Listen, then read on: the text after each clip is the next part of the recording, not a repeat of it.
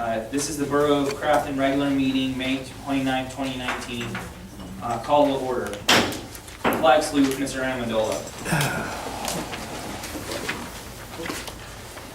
I pledge allegiance to the flag of the United States of America and to the republic for which it stands, one nation, under God, indivisible, with liberty and justice for all.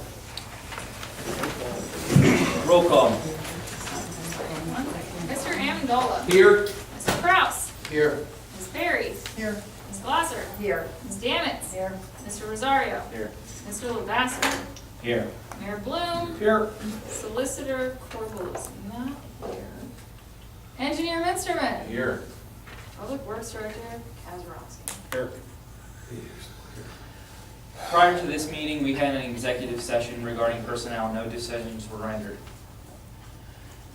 And prior to the last council meeting, we also had an executive session. I just wanted to make sure that we announced that just for the record. All right, moving forward, approval of the bills list dated May 29th, 2019. So moved. Second. Any questions or discussion?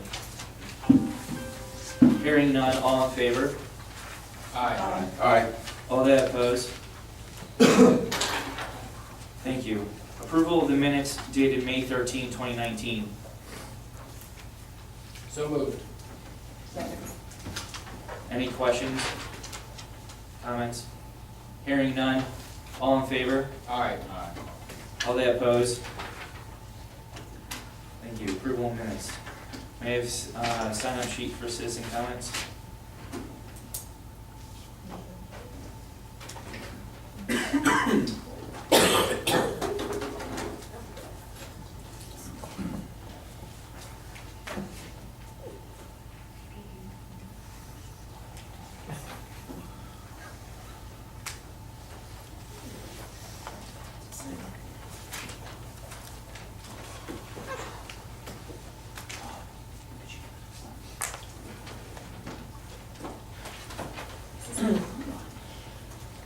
All right. Thank you, everybody, for waiting so patiently.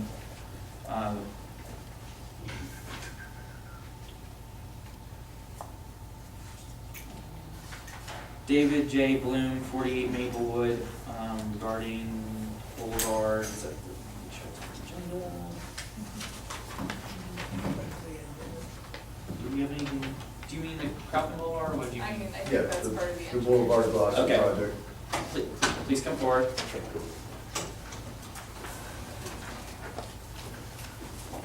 Once again, Dave Bloom, lifelong resident.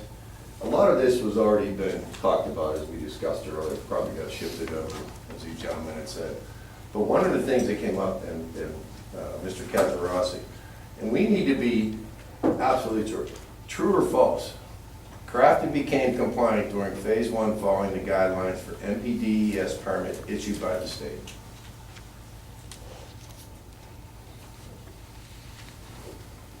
Yeah,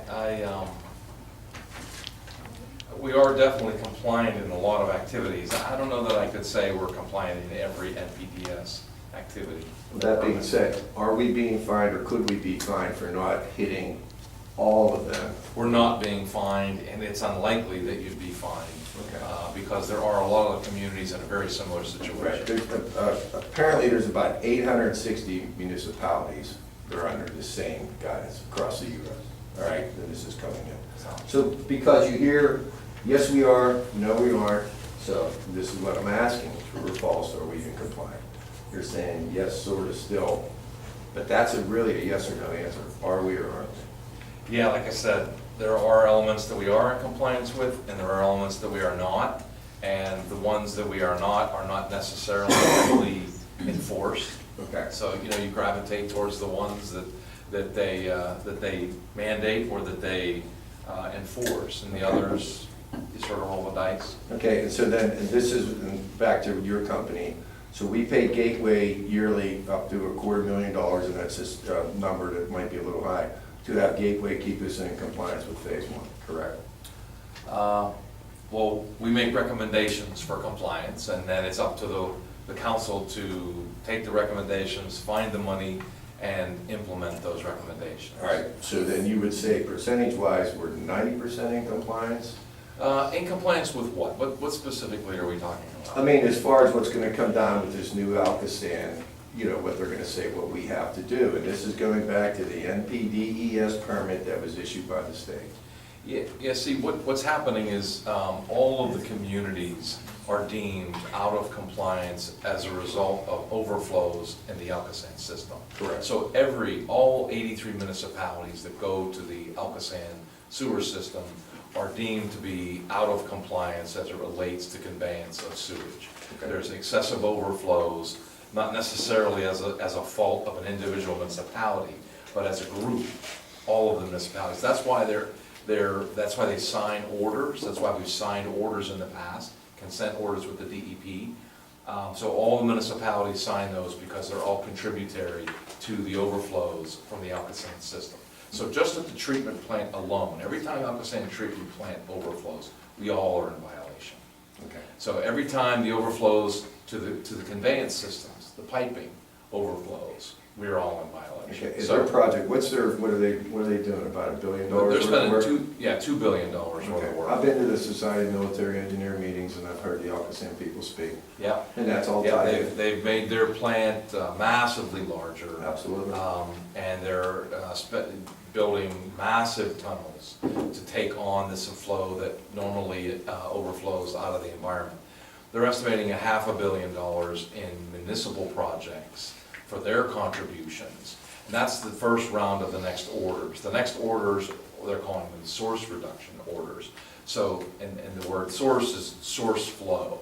So what is the source of the flow that's leaking into the systems or flowing into the systems, causing excess flow and then causing overflows either in the systems themselves at each municipality, or, like I mentioned, an Alcoasand system, their conveyance system and their treatment system. Okay. So they're pushing that for compliance back to the municipalities.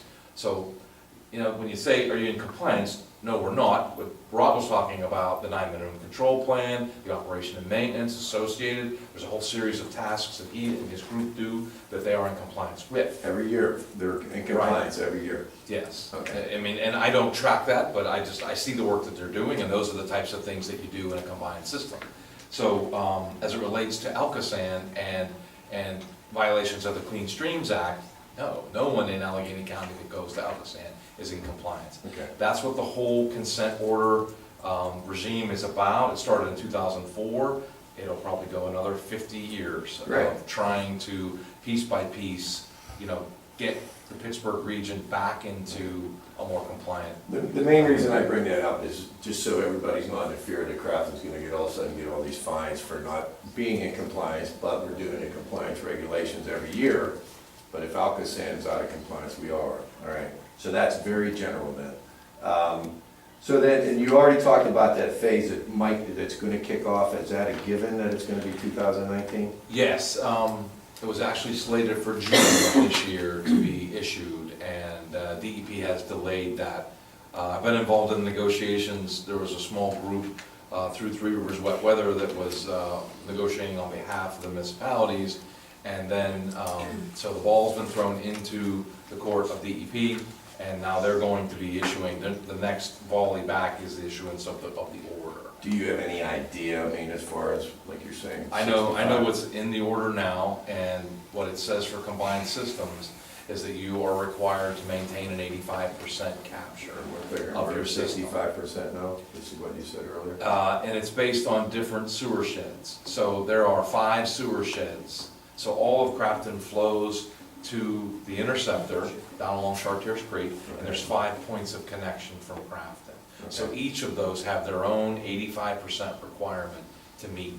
So each of those point of connections will be evaluated to see what is their actual percent capture and compare that to the 85% So if you had requirement. 100% on 2 of them, that would take the 15% away that you need on the other, then you could go to 70%? Each one's separate, each one is separate and individual. All right, and then one of the things is, I was digging in, finding out that we still have roughly about $1 million that we borrowed from Penvest for this phase 1 of the project. And the concern is to get the money in for a state grant now before the end of June. Will there be money available from Penvest or anybody else to deal with the state matching money on this because it's gonna be new? What you'll have is, Penvest gives loans. Right. So you can borrow money from them. Right. That's all. So you're not, you know, if it's $1 million, you're borrowing $1 million, you're paying that back. Okay. The grants are, if it's $1 million project, you pay $150,000 and then you're done. Okay, all right, but I just wanna see if that's an option we have to do if we have our money. Borrowing money is available, yes. Borrowing money is available, okay. And then one of the things on the Boulevard project, will it prevent backups previously reported? Because apparently this has been a concern too, that's been brought up, that it'll prevent backups. And then I was looking, and that being said, and how many backups were reported previously, that there's documentation that these homes are having an issue? I mean, I lived in the same house for 40 years. 10 years ago, when they had their major, I mean, my basement flooded. I live on a hill, and I knew where it was. I went and got a snake, and I snaked it out. It was all the roots of it, whatever. So, but I never reported it to the borough because it was one of the things. I ran a snake, and I was fine. And then, as far as that, I mean, was there a lot of people reporting that backups up on the hill? Do we have documentation of it? Do we have reporting of it? Yes, so there's, I personally was in people's basements last year during the June storm, and I still have the photos and videos of that event. Okay. Up to 17 inches of water in some instances, and we had a meeting here about a week or so after that, in which those residents came and spoke. And up on the hill, that meeting has been documented and is there for you to watch. And hear Good, that. that's good. But one of the things is, the remediation or the problem to remediate this problem, can that be done with a simpler process of creating a backflow valve? And some of these people that are basements are flooding, is their sewer connected correctly? Is it put in correctly? Do we know that? Did we run cameras down them? Did we take a look at their sewers to see that this is something that we don't need to spend $4 million, which Crafton would be on the hook for $600,000, plus any overrides, plus to go to the city to see what they would do, plus to move any utilities and all the headaches that would come with that project.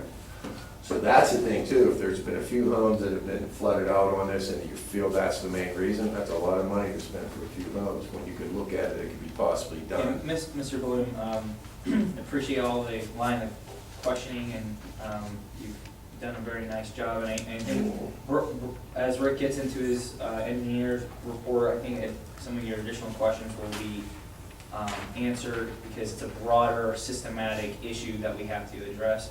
So with that being said, in respect to everybody else, I'm gonna ask to move on to the next citizen commenter. Is that all right? If that's what you asked me to do, that's fine.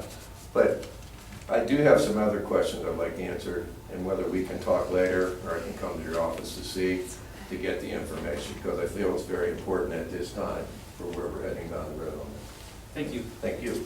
Mr. Rick, let me just ask you something real quick. Didn't we talk about those backflow, individual homes, that backflow valve? Yes. And I think we decided, or somebody had said that it was up to the homeowner to put that in. Right. What are the costs? What's the cost of that? To put those back? It depends on where you install it or what you say. It's under $1,000 normally. It's not a real expensive application. So I think what Mr. Bloom was saying was that it would be a lot cheaper, instead of spending $4 million to provide those back, what's it called again? Backwater valve. Backwater valve to those houses by the borough. Sure, the motivation for this project, as we'll talk about, is not that. It's not to solve those individual problems. That will be a byproduct of this project, but we'll talk about, we started to talk about the next consent order and being compliant with the consent order. So that's what I was going to talk about in my report. Okay. Where you stand with that and where this project will take you. Thank you. Thank you. Mr. Anthony Saba, 568 Broadhead Ave, Cornell, sewer backup. I'll save the sewer backup for later. So the comment is in regards to Colonel Avenue, so in front of St. Philip's Church. I know votes coming tonight I would encourage council to, when considering the vote, to consider the safety of that road as well, not only for pedestrians, but also vehicular traffic, but also regardless of which way the vote goes, to also make sure that all members of the community are thought of. So if it goes one way or the other, that there is a partnership with St. Philip's, with also the residents in that area, to ensure, no matter which way the vote goes, that we're coming to a safe solution for that intersection and that road as well. Thank you. Terry Muth? Mute. 17 Johnson Street, parking. Right. Terry Muth, 17 Johnson Street. I understand that the parking's going to be changed to one side. And my concern is the number of vehicles that are owned on that street. I really don't think there's going to be enough room for everyone to park on one side of the street. Most of our driveways are single-car driveways. Most homes own 2 or more cars on the street. We also have the problem of Crafton Boulevard parking on Johnston Street. The other problem is, if this goes through, and I understand it is going to, is it possible to make Johnson one-way going up towards the boulevard? If you make it one-way going towards the boulevard, you're going to stop all the other people cutting through Johnston to avoid the stop signs and go completely around. And you're also going to make people stop at the stop sign on Crafton Boulevard, where mostly they roll through it. They'll stop if they see another vehicle sitting there waiting to exit Johnson Street. So that's just my concern, is if you are going to push the parking to one side, if you would make Johnston one way. Thank you. Thank you. Alan Beeler? Oh, I think he He ended left, up on huh? the South Grand. Okay. One. Brianne Cleary? Cleary? All right, I 92. What's your, I don't see a subject, but It's is it on there? non-agenda. It is or not? It's non-agenda. Non. Okay, that'll have to wait to the end. Thank you. Edward Alo? Hi, and 568 Broadhead. There were 2 items that are on the agenda I just wanted to address. First being the parking with respect to Cornell Avenue.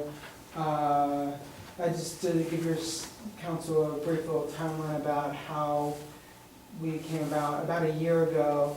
My husband and I came to council asking council to look at this issue primarily for the safety reason. I believe it was a couple months ago that council had requested a traffic study, and then this is how it came about. I'm just asking council to give thought on this. It is a safety hazard as it is right now, whether it be, as it is right now, we just have vehicles parking on one side and possibly both sides towards the auto shop. That little section there, that they'll park there sometimes, creating a log jam of vehicles that are trying to travel up and down that portion. And then you also have traffic on Belvedere and Broadhead trying to come in and out.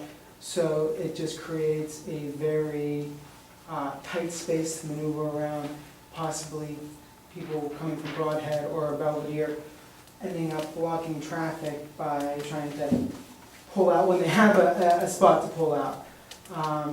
So regardless of which way the vote goes, whether you do approve the no parking, I ask that maybe, if it does not get approved, that the council, either as a whole or through Manager Susko, try to communicate with St. Philip's Church to maybe have a individual directing traffic as an alternative. With respect to the other agenda items, with respect to line item 14, the open board and commission seats. I just put that down as a quick thing because I was looking at the Borough website, I want to say a week or 2 ago, and I was going through that and thinking to myself, I wonder what positions or the border, the available positions were there, and I saw some vacancies, but I also saw that the only information regarding filling vacancies was back in, I think, February of 2019? Yeah, just, sorry, I just want to jump in real quick. It was probably back in either January or February, council officially voted to advertise for those positions, and the deadline that they had put on for the submissions was, and I don't remember it off the top of my head, but that's the advertisement that you saw. Okay. So at that point, that was when we closed the letter of interest application period. It's just that there are still positions that council has not taken action on yet. These are the outstanding letters of interest for those positions. Okay, Yes. just wanted to thank you for clearing that up. Yeah. Yeah, so, thank you.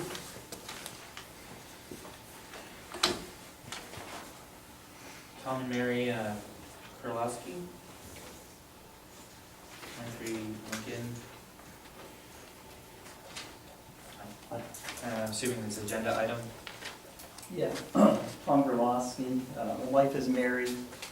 We live 23 Lincoln Avenue, and I want to talk about the motion to adopt ordinance 1658, the parking specifically. So I guess I want to ask first for a little clarification on where parking is being requested to be prohibited on West Crafton. Is it West Crafton or is it Grinnell? So, the portion that's West Crafton is essentially the hill portion that everyone's familiar with. The part that it turns into Grinnell once it hits the flat area, past the Belvedere intersection and the Okay. Broadhead intersection. So the portion of Grinnell that is under consideration is just that little spit of land in between the Broadhead intersection and where the auto shop parking lot starts. Okay, and that's where cars usually park, I guess, right there on that corner. Yeah, I think there are a couple that can fit in there in between, yeah. Okay, based on, I guess, what I've heard from the previous comment, I wasn't sure which street we're talking about, because I think you could have described a lot of streets in Crafton. Crafton's very old, streets are narrow. Tons of the streets have not enough room for two cars to pass if they're parking on one side. But that's generally the status of parking in the whole community. I don't think there's much different about West Crafton or Grinnell that make it any more dangerous or any less of a problem to pull out at times when there's traffic or when there's parking. Thank you for clarifying where the ordinance is going to address. So the church has been there in operation for over 100 years. I don't know that, I certainly haven't done the research, but I've been going there for 30-some years, and I don't recall any time when there was actually an accident right there. I'm sure there have been accidents on the hill or in front of the auto shop. I'm sure there's been accidents elsewhere around the circle and many other places. I live on Lincoln Avenue. There's a church on my corner, and there's times when I feel like there's too much parking there, and I go to pull out and you can't because there's a lot of cars. Then I realize that's just the way it is. I have to wait a couple minutes, wait for a spot, and then try to be as safe as I can to pull out. I don't recall ever having parking on both sides of West Crafton. Perhaps that might be an issue, but I don't think we ever had parking on both sides of West Crafton or Grinnell, for that matter.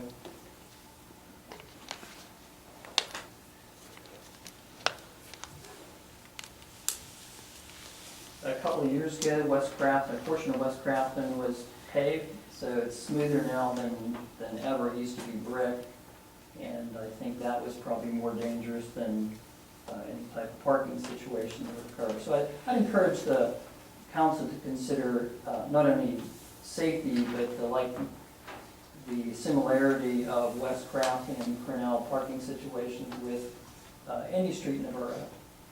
You're going to find the same situation just about anywhere. Thank you. Thank you.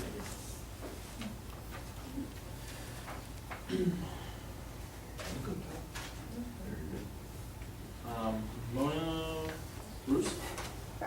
Rush, sorry. Yeah, it's okay. 794 30. Good. I scrolled. Is it, do you have an agenda item? Parking. Okay. Good evening, my name is Martha Crouch, and I apologize for not doing my work. I did not know that this was on the agenda, so I did not research exactly what the ordinance is. So I'll just share my 2 bits of information regarding parking on Clearview Avenue where I live at 794. Category number 1 of my comments, I would really appreciate that you might consider permit parking. As some of the other speakers have indicated, it seems as though, and I did not realize this till tonight, that parking has become, seems, a serious problem in the borough. Also, because there are tenants in apartments and people with big trucks, many of them rusty, that causes parking on Clearview, for example. Also on Clearview, I live on the side where there's no alley. So there are 4 houses, 794, etc. There's no alley.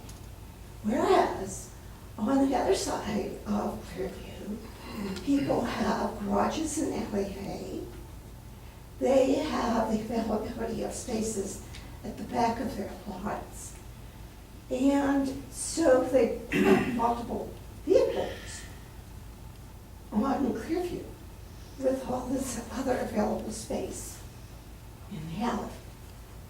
As a consequence, and this is my personal beef, because my driveway sits at an angle, it is often difficult to pull in or pull out. Whereas right across the street, they could be in their garage or parking area. It's difficult to come out and see a car with a skeleton on front. And I think this is supposed to be a beautiful residential area. Why am I leaving my home, in which I'm going to invest shortly, in a new roof? Why am I doing that and I come out and see a skeleton? I think those are major points. Yes, so addressing the parking in general, I would invite you to consider permit parking. I don't know how you do it. I don't know how you would monitor it. But because of the increase in this problem, I think that would be a consideration. Thank you. Thank you. All right. Thank you. That closes the opening session of citizen comments regarding agenda items. We move forward with the acknowledgement of receipt of written reports for April 2019, the treasurer's report, financial report, the Act 511, and trash collection report, the property tax collection report, police report, the EMS report, the ordinance officer report, the building inspection report, the public works report, the fire department report, and the library report. Thank you. Moving forward, president's report, I have no additional comments. Moving forward to the mayor's report. Nothing this evening, thank you. Thank you. Now to the engineer's report. You've had quite a bit of work this evening, and I appreciate the next presentation. Brad, are we able to get the on that shut off? Yeah. So we'll have to do the mock. Pretend this is a TV screen. You're so old school. You know, Apple and Macintosh, or Apple and Windows don't work too. So, trying to show here the,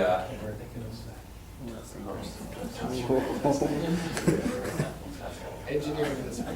okay, so, you know, we've talked about 2 projects tonight, South Grandview and Crafton Boulevard is the second one. Alberto's the project manager on that, so after we talk generally about the consent order and some compliance issues. He'll just give a quick brief update on where we are in progressing with the project. We've already talked about South Grandview, so that one's okay. So the general understanding of compliance that we've been talking about tonight is related to compliance with the overflows that are occurring both in the Crafton system as well as along the interceptor. Now, Alcosan has an interceptor along Chartiers Creek that is about 3 foot in diameter. I believe the study said that should be about 10 foot in diameter to actually be in compliance with the design standards for the flows that are coming to that pipe. So that's how under-designed that pipe is.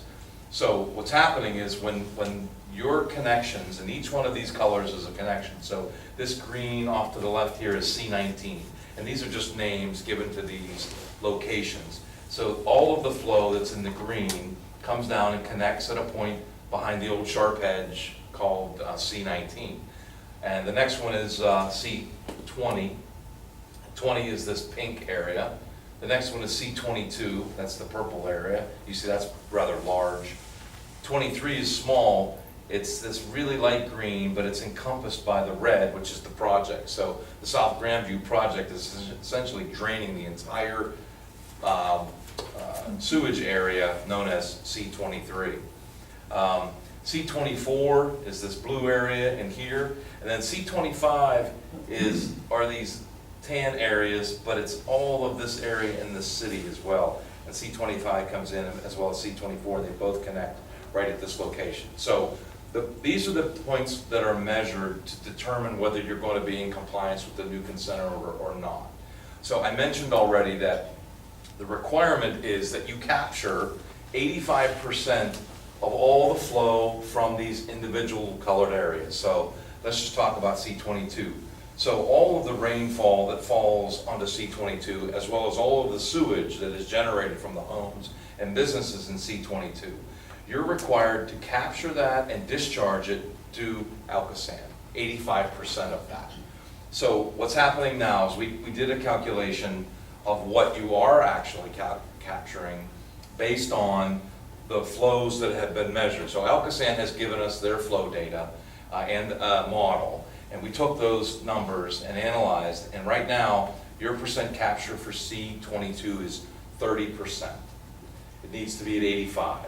So what that means, to expand on capture a bit, what's happening is, let's say that there's 1 million gallons of water that would fall during a particular rain event on this shed. So between sewage and stormwater, 1 million gallons comes down to C22. You're required to transmit 850,000 of those million gallons, 85% of the million. You're required to give that to Alcosan. What's happening is you're only giving them 30%, 300,000 of the million. The other 700,000 is flowing out into Chartiers Creek. So that's the reason there is so much contamination. All of these are overflows that are very active, which means most of the communities are in the same situation where you're capturing very little percentage of what you should be. So the contamination from these overflows goes into Chartiers Creek, ultimately down to the individual rivers. That's why they have when it rains, they put the orange flags out and they say don't go swimming, don't fish. You know, for half of the days in the summertime after a rain event, you stay out of the rivers. At least they recommend that. So the impact to the environment and even our society in this region is why the EPA came to Pittsburgh and said, enough of the contamination in the streams. This isn't medieval times. And so they're requiring that these things be fixed. So one of the ways to do that is to go to the combined systems, and the Clean Streams Act, as well as other legislation in the past, has deemed that 85% is the amount of capture that's required. So the new consent order that's being issued that I've spoken about labels the 85% as the requirement.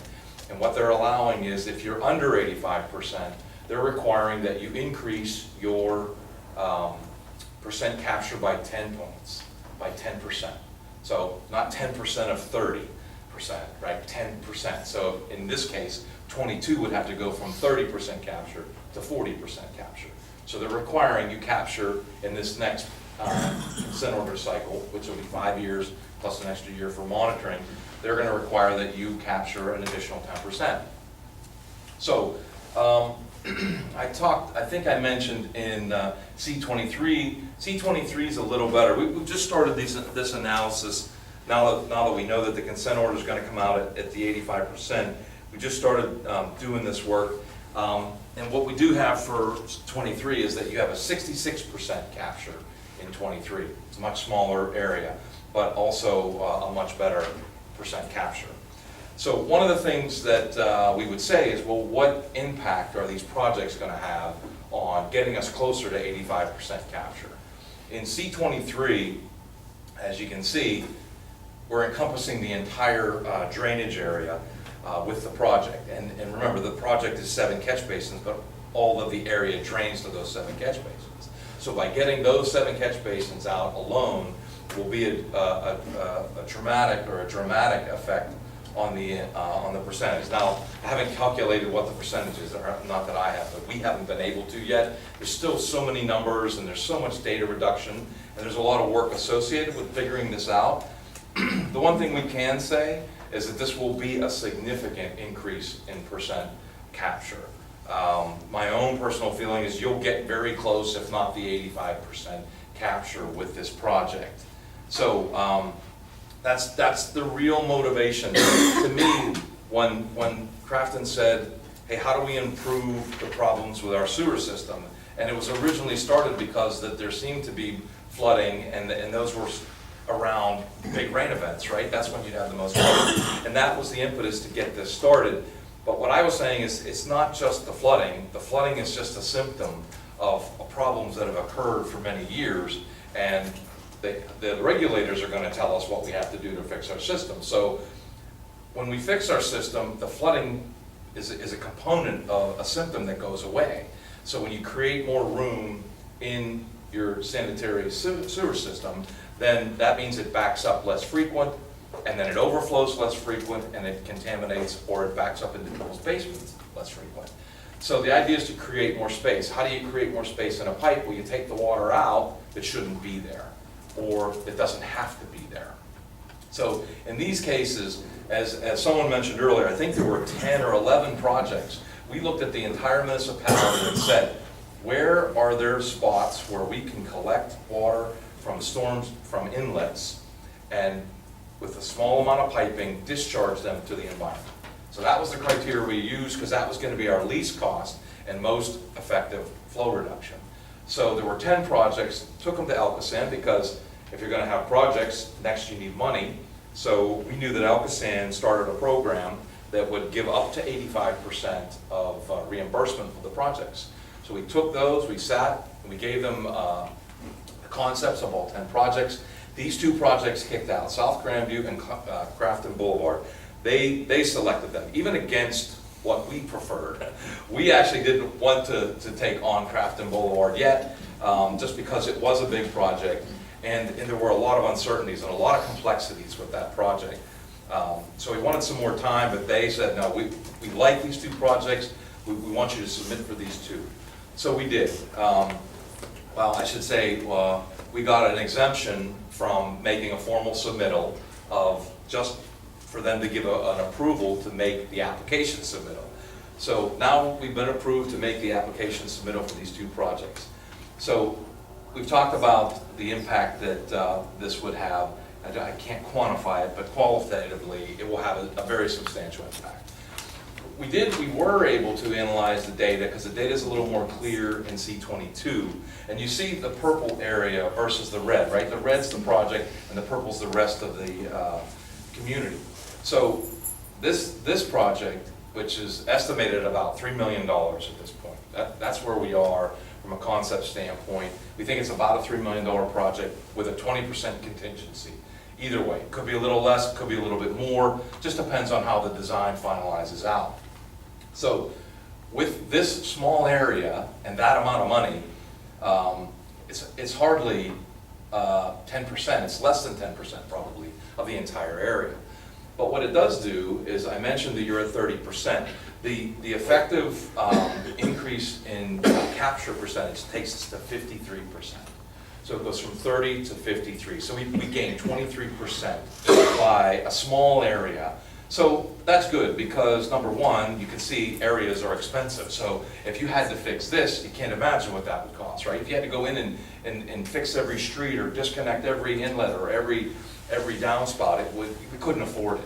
So you try to find the areas where it's least cost, most bang, right? So this is a very small area that's getting us a very large increase in percent capture. So the idea is, okay, we know the order's coming. This project would certainly fulfill that order because I mentioned there's a minimum of 10% that you'd be required to increase your capture by. The other element of this is, I've heard a couple times, and it's a good question, why do it now? Why don't you just wait until someone hits us over the head with a hammer and makes us do it? And the fear I have in that is that we've talked about the GROW grant. And so far, they get about maybe 40 applications a year. And they fund most of them, and they're smaller projects, a couple $100,000, $3, $4. There's a few larger projects, but most of them are small. And people are doing that because they have an inherent problem and they know that, hey, there's money to fix this. They're going to fix these problems anyways. Most of the reasons why people are doing these projects now before they're forced to do it. My fear is that when everyone, all 83 municipalities are forced to do these projects, there will be 400 applications in the next round, not 40. So right now, without being forced, nobody's doing it. There's lots of money and they're dying for projects. That's going to change in the next cycle. I feel very lucky in getting these two in this cycle because this is cycle 3, I think it is. Cycle 4 is going to be totally different. I think there's a chance, depending on how many applications, because they will limit the funding, and I think they'll either reduce the amount of percentage grant, or they'll just simply make it so hard that only the top and best projects will make it. And I don't know where these projects would pan out compared to another 350 projects. I don't know. Right now, they sit very well as far as the preference of Elkison is. So that's the reason why to do it now. So I think council is very wise in proceeding with these projects. I know this isn't the one we would have wanted to come out of the gate with because it is big and it is going to require some money. But there's lots of benefits. Number one, that's the project they like. We got it in a cycle that is going to be very high probability of high percentage. It has a huge impact. If this was a 5% return on the percent capture, and we still had 5% to make up, I wouldn't be saying we'd do a project like that. But so this is killing a lot of birds with one stone. And the question earlier was, hey, is that going to stop somebody from flooding up on Sterrett? The answer is it won't. Nothing will stop flooding, right? If you design something for a 500-year storm, there'll be a 501-year storm that will fail your system. So you can never say that floods will be eliminated. We just say that we know that by taking out millions and millions of gallons, that those folks that used to have problems because they couldn't get their sewage into our pipe that was backed up, that we're supposed to provide space for people to discharge their sewage to, they now will have more room. So we can say that. Yes. And this project also leverages previous year's investments by numerous councils, is that correct? That's a good point. One of the things that's happened is Clearview Avenue has made this project more attractive because there's been a point where we've now, through the Clearview Avenue project, which you already got $1 million towards the installation of that project. That project now has made it to a point that all of the water is being funneled to a single point at the end of Clearview Avenue or the beginning of Clearview Avenue, depending on how you look at it. Then now that can be picked up. Right now, all Clearview Avenue gets collected, the stormwater, but it gets discharged right back into the combined system. So you collect all this stormwater, and you collect it because not collecting it or having uncontrolled stormwater is a detriment to your infrastructure, right? It goes in people's garages, and it causes landslides, right? So that's why you collect and control stormwater. That was the intent of the project. Clearview Avenue was sliding, and there were just many reasons that were causing an infrastructure challenge to that area. So by collecting this and controlling it, that was a big win. You got a new street, we did all the work to control that, but we're putting it right back into the combined system, so we got no benefit as it relates, or I should say little benefit, from stormwater removal.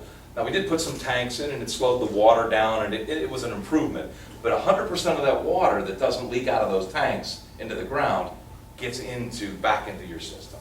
So what we can do now is, this project, we can collect all the water from Clearview, as well as make some corrections up at Bar and some of the other areas to better capture that stormwater, bring it down to a point of collection, put it in a series of tanks across the school, and then discharge that water to the environment. So all of the water that we're capturing here, 100% of it, is coming out of the sanitary sewer system and into the environment. One of the things someone mentioned, I think it was the mayor, that said, well, that's great, but what about where you're taking this water out and now you're putting it somewhere else? So what's going to happen to the place that you put this water? There's millions of gallons. That means it's going to go cause a problem somewhere else. So what we did, obviously that's a great point. When we looked at this project, what happened was there was a series of tanks, and this was one of the reasons. Originally, this project was much less expensive. The problem was it wasn't going to happen at that cost, because we couldn't send any water to this area because it was going to come down to the Meringue location and cause additional flooding, more frequent flooding there. So by taking it out of the sewer system, we solved that problem, but now we're creating another problem which would increase flooding at a different location. So what happened was Alberta was able to design a system of tanks that would collect all the water and hold it. So it wouldn't discharge during the storm. So it doesn't discharge during the storm at a rate that would cause any additional problem at Meringue. So essentially, there's the net zero effect to the downstream area of where this is being discharged because of the storage that was installed. It raised the cost of the project, obviously, but there would be no project if we didn't install the tanks, because you just couldn't discharge that water. You can't solve one problem and create another. So that's essentially, why the project. Once again, it was a series. There were 10 projects throughout the community that we looked at, tried to find the lowest hanging fruit. These were singled out by Alcosan, and when the guy with the money says, hey, I like that, then that's the project that you do. Because if you tried one other one, I bet you're not going to get the same percentage that you would if you took the ones that you like. Excuse me. So that's basically what, the explanation as to what and why now, and there's lots of reasons for it. So I hope that makes sense. I don't know if there's any questions. Just have one really quick. I know that we've discussed at a couple of points whether or not we need to phase the project to sort of optimize the money that we're able to get from Alcosan. Do you think that maybe any changes coming down with the next phase of the consent order, or sort of the applicant pool getting deeper? I think that this has been a really good informative presentation as to why this is a good time to look at the Crafton Boulevard project, but what might happen to phase 2 if that's still the way we're pursuing it? Would One that of the be a things, different cycle? that's a great point, because if we're saying this comes in 2 phases, because the grant caps their contribution to $2 million, which means it's about a $2.3 or $4 million project, which is this more than. So the idea would be is to phase this into 2 grant cycles. But when we talk to Alcosan, one of the things that we're talking about is this project be evaluated in its entirety, even though it would be split into phases, that we would get the award and the grant based on the entire project over 2 cycles. So we'd be getting their commitment to say, hey, in cycle 4, we would get this amount of grant, and these projects would not be looked at separately. So they seem to be, this is new, because I guess no one's gotten to a point where they're going to be phasing the project. So they're thinking about that. So that's going to be something that would need to, happen as far as to have some certainty in Maybe that get next that cycle. writing. That would be good to have. I have a question on that. The property that you're going to use is what the school was using for a parking lot, is that Yes. correct? Yes. So this project was to be started, now they have a permit, and it's going to be a very limited time here they have left on that permit that they have to start building a parking lot there. We've, Alberto has met with them. Do you want to give an update on And who's that? going to pay for, Yeah, I met with the school district last week. Okay. I met with the Would you use the microphone? Sorry. The microphone that doesn't work. I met with the school district last week, and they showed me the plans that you're talking about. They were proposing to do 29 parking spaces right across from the elementary school, correct? right next to the road. And they had that approved from the city back in 2016. It was for 29 parking spaces, some sidewalks, paved parking lot, some streetlights, some landscaping. And they were putting a facility in the back, a stormwater facility. What we would be doing is putting our tanks underneath their parking lot and building the parking lot for them. As part of the, I mean, that's something that council and manager have to kind of negotiate with the school district. But they're asking for us to build a parking lot, in return, they're gonna give us the area to install the tanks. So that you have to clear all that area and the basements that are underneath all that ground there. Yeah, I mean, the tanks that It's a we're, lot. the tanks we're proposing is, they're 96-inch tanks. So we'd be digging like a 12-foot hole there, getting all that out, hauling that off, putting stone, putting the pipes in, and then having an outfall out back to the stream. So that we would take care of all that stuff, take all that out, then get it ready at the top for them to do the parking lot. So Without we're that paying for that property- parking lot, the cleaning out of all that property again. The borough would be making it's quid pro quo. They give us the land, we have to do the improvement. And I do know that they and were the borough, surveying their land. and They were surveying that property last week. That's probably us. Yeah. Okay, that was you guys, okay, something was in Yeah, survey. right. So with regards to the school district's commitment, we only have verbal,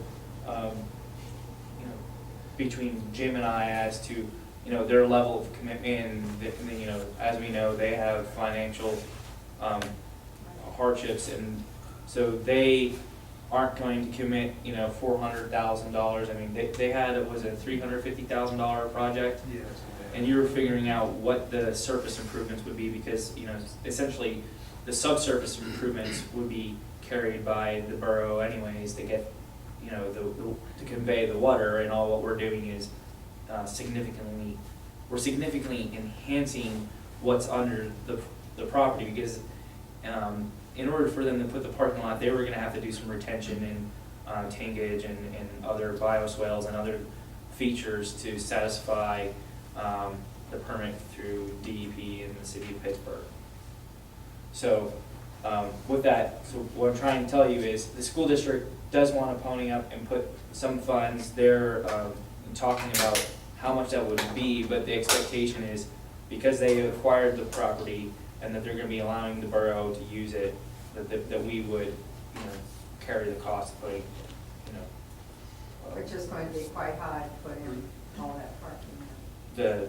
Well, that's what Alberto is figuring out, like really what is. Yeah, we'll take a look. I mean, we had in there, we had a preliminary cost before we even saw their plans. It's been saying $200,000 for that parking area, but I have their plans. It's smaller than what I thought it would be, but we'll go ahead and figure out what the hardscapes cost is for the paving, for the lighting, for the landscaping, for the sidewalk. And the issue is that it's cost of doing business, meaning we can't do the project without that Right, piece of property. exactly. So that's the trade. If they say no, thank you, then we go home. And then just to answer your question regarding permitting, right now we're going through 60% design of the project. If we receive the grant from Alcosan, we have to still bring it to 100% design. And also, there's a lot of permits involved. We're gonna have to, I've met with PennDOT, over a month ago, I met with PennDOT, presented the project to them because we are doing work in the PennDOT right away on Crafton Boulevard. Met with them, they were fine with the project, they had no objection, no questions, everything's fine. I met with PNG, People's Natural Gas, because they have some lines where we're working just to make sure that there's not gonna be any major conflicts or any big lines that we're unaware of. They were okay with everything. Pennsylvania American Water, I've been trying to reach them for the last almost 2 months, and finally, we're gonna have a meeting with them hopefully next week. And the reason we wanna have these meetings is just to say, hey, we're putting this 30-inch storm line down the road, we're gonna be crossing some of your lines, any issues, do you guys wanna replace your lines? They may be willing to replace some of the water line on Crafton Boulevard. That's gonna be part of our discussion at their meeting, that would help us reduce some of the cost. And also, like I said, I met with the school district, and we've been going back and forth also with the city of Pittsburgh, because this parking lot and the tank would be in the city of Pittsburgh. So we have to go through the city of Pittsburgh for site plan review, because we're gonna be revising their plan. Site plan review, we have to go through the city of Pittsburgh and submit for stormwater approval. We have to submit for the landscape plan. The city forester has to approve the landscape plan in that area again. We're not gonna change much from what was there, but, and then also we have to work with Public Works in the city so they can allow us to put that pipe across the road, because half of that road is Crafton, half of it's in the city. So those are the things that, once we receive this grant in the fall, it's still gonna be some time for us to go through and get all these permits. So. And once the tanks are put in that parking, then it can't be built on again, right? So it can always only be a parking lot. So it's actually beneficial that the tankage is in the city and not necessarily in Crafton, where you take up a lot that you wouldn't be able to build a future home, so. And the benefit to the kids is, hopefully, they will have a nice parking lot, and the parents will be able to use that, and the community will be able to use that. And it's seen by the district right now as a win-win, and hopefully it's seen the same way by us here in this chambers. Any other questions? These other projects, the 8 other projects that help us in, are they just totally against them, or is that something we could say, hey, this boulevard project's a little too big for us, we're gonna put it on the back burner for now? Is there another, as we call, everybody's calling it the low-hanging fruit, is there another project there that we can They did like the other projects, they just wanted to see them in future phases. Okay, and They now, is wanted to that see a board these. you're talking to, or is that one individual when you It's- approach Alpison? It's a committee that they set up to come and hear the projects. Okay. So we submitted data, we submitted the flow reduction, the cost, there was a whole series of data that was submitted. They did a review, we had a discussion on all the projects, took a few hours, and then they sent us a letter later rating the projects, or not rating them, listing them, and they listed these 2 first and said, we think we'd like you to submit that. Are they going with any of Gateway's recommendations also? I mean, when you guys are in there saying, hey, we know this is a win, The good and the bad thing is they're all good projects. Right. That's the bad thing, so that no matter what they pick, we can't argue and say, hey, this one's better than that. They're all really good. They're all low-hanging fruit. We took the best projects. We looked at more than that. We took the best projects that we had.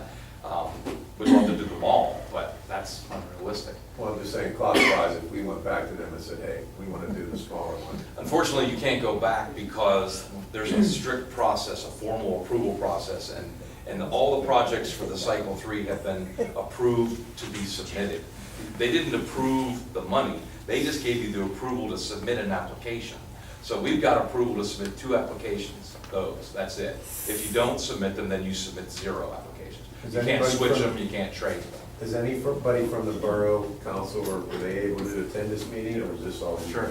Were they there when it was attended? Sure. I Okay. think it was Council President Rob and myself. So, no, this was at Alcoastan. Oh, That no, was- I was at that the was- other that was meetings. us. Yeah. Okay. All right, are you good? I'm good. Do we have anything else that you need to report on? That's it. Everything else is in the report, speaks for itself. Thank you, you've done a great job this evening. Thank you all, brother. Yeah, thank you. Ray. Let's go. All right. The solicitor is unavailable this evening. We're gonna move forward with the manager's report. So, I will try not to speed run through this beyond, reasonable detail, but I know it's late and we're all sleepy, so. If there are any questions, happy to answer them if I leave anything out, but, in interest of time. So first section on your agenda item detail, as always, we do have kind of a short business agenda today. The one under administration is the much discussed ordinance for street parking changes and installing a stop sign. So just real briefly, since I know there are a couple people that are not familiar with exactly what's in here, that is to limit the parking on Johnston Street to one side only, which was a direct request of the mayor, in the interest of turning radius for fire trucks. And also to limit the street parking on, coming down on the right hand of Church Hill, essentially. And then that little strip of land between Broadhead, the intersection of Broadhead and Cornell, and between the auto body shop there. So, also included in this is to complete the stop signs at 3 different approaches for the intersection of Harris Avenue and Clearview Avenue. That was a direct response to a resident request that was brought to us shortly before we advertised the ordinance. Because there are a couple citizens' comments, again, I'll try to sort of explain the thought process, the discussion, because this is something that's been, this is a group of traffic changes, parking changes that have been discussed over the last several months. At least since I've been here, the request for the West Crafton Avenue and the little bit of Cornell was due to line of sight concerns. Of course, there is one particular time in the week in which there is parking traffic there. At least to my knowledge, we haven't very recently had an accident, but just, doing the man on the street thing, I guess. The response is, there's always been parking there, but that is really dangerous. And thank goodness we haven't had an accident. I mean, it's up for council's consideration. Obviously, you're the stewards of your community, so decide accordingly. I think that one portion of consideration here is the fact that that is intersecting a state route. And so that road, particularly that intersection, is much more likely to have travelers that are not familiar with the area. And so if they're coming through, they may not know that customarily the church is parking, using it for parking for their services. It hasn't posed an accident yet. I don't know if it ever will, but that's just something that's been in the consideration of discussion. I think that the little bit that's between the intersection of Broadhead and the auto body shop is just a clear line of sight issue. So that's that portion of the ordinance. And now because we did have a citizen comment asking about the permit parking. To my knowledge, this is something that has come up a couple times in the history of the borough, as well as parking meters. There are 3 of us in the office to process all of the paperwork for everything we all do. So I think just from my perspective, that would certainly be an administrative challenge to do permit parking, although this is certainly not the first time, even in the 9 months that I've been here, that somebody has mentioned this. Ms. Rush and I had a really lovely conversation the other day about roofs and neighbors that park on the street and in front of your driveway and all kinds of things that I certainly understand myself. So I definitely get it, but you also have to have somebody that enforces people not respecting the permit parking, and that would be something that would presumably fall on our police department, who already struggle to have the time and manpower available to just enforce the hourly parking around the circle, the borough building, the business core. So that's just something to consider. Certainly we can talk about it more, but I would hesitate to say we have the administrative manpower to handle a permit parking program right now. But keep it in the file, maybe someday, right? So just because there are different parts of this ordinance that are being discussed, unfortunately our solicitor isn't here in person tonight, but we might be able to grab him on the phone if ultimately council wants to talk about approving certain parts of those ordinance changes, because this is a public hearing for discussion of the ordinance on the floor. I would look to him for advice as to whether there are any amendments that can be made to the advertised ordinance before it's approved, although I do recommend that it is approved as written. So moving on to the Public Works section, just 2 very routine motions. These are these O&M contracts for excavation repairs, as they're called. and lining repairs. This is part of the first portion of the consent order in which every sewer is televised on a 10-year cycle. We figure out the repairs that need to be made based on that portion of sewer that is televised each year, and then respond to those in these routine contracts every year. Sometimes we've done these with SHACOG as a joint bid, just because it's more cost effective that way.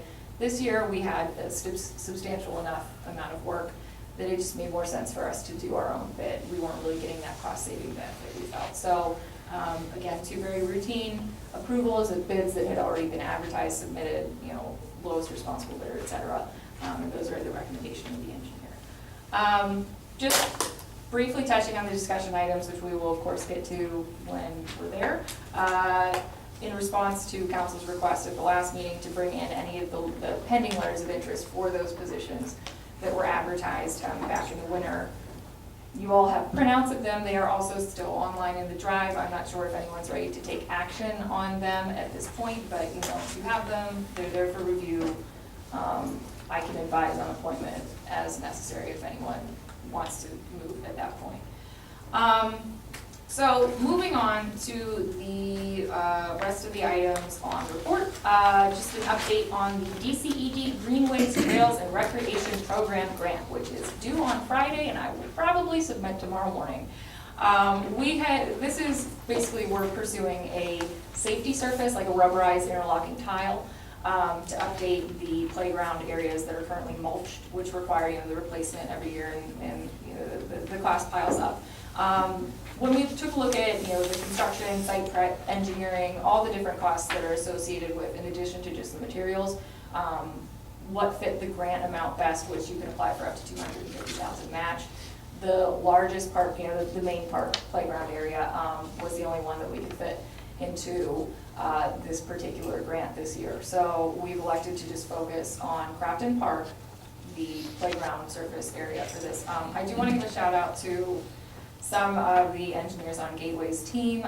We don't get to see them as often because they're not our sewer guys, but Mike and Sean, I called them up last week and I said, all right, take me across the finish line because I got a busy next week, and they said, okay, and had all of the conceptual plans to me by 6 o'clock that night.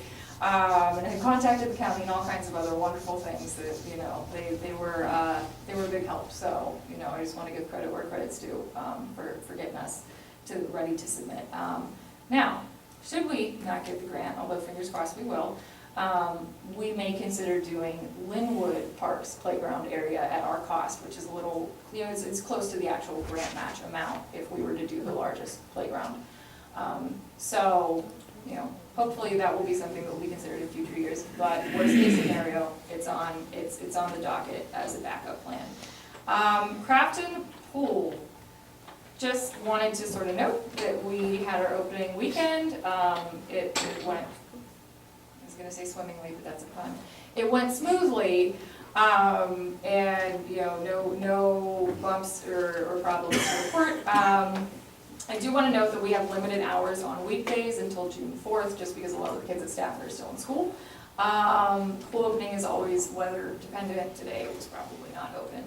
I do want to sort of put this on our radar, maybe not for full discussion tonight because again it is late, but I did want to bring up that we have received some comments as we've been doing the sales of pool passes at the office.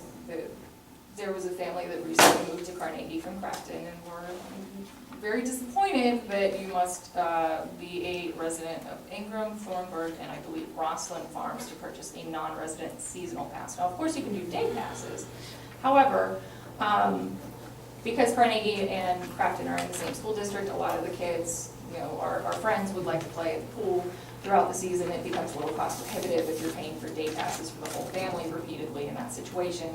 And so I just wanted to put it before council's consideration that maybe we should consider updating our fee schedule and, allow Carnegie residents to purchase passes at the non-resident rate as well. So that change can be made at any time by resolution. Just a thought that, it's, we've been seeking to increase collaboration with Carnegie and their business district. They have a thriving Main Street community. I think our communities have, in recent years, become more similar than they were in the past, as well as, the link to the school district. And so this would be a good way to build the partnership potentially. So again, maybe something we can talk about when it's closer to 7 o'clock in that night. But, last main item, I received a request to present to council potentially the next meeting from an individual in the community, Robert Herring. He's a resident. He is working with an organization called Fair Districts PA. I won't go into too much detail because of course if he presents, he's the expert here. But essentially they advocate for redistricting without gerrymandering. Pennsylvania is one of the most severely gerrymandered electorates at the state level, which is just a fancy word for saying drawing the districts intentionally so that the one particular political party on either aisle almost always wins. So he had just requested to give a presentation to council on the issue. I would suggest scheduling him for the June 10th meeting if everyone is open to that. Any objections? Okay, I will reach out and confirm with him, and we'll put it at the top of the agenda for the reports. Last item, just sort of a few last minute things. Manager's notes, I'll be out of the office June 7th, which is a Friday, and then the following week, which is the 10th through the 14th. I'll be returning June 17th, which is a Monday. And a few, I can maybe put this in the community announcement section. There's been a bit of discussion about the fact that the Firecracker 5K had to be canceled this year. We did receive a statement from the main planner of that event, as well as, we've just been communicating with Crafton Celebrates folks.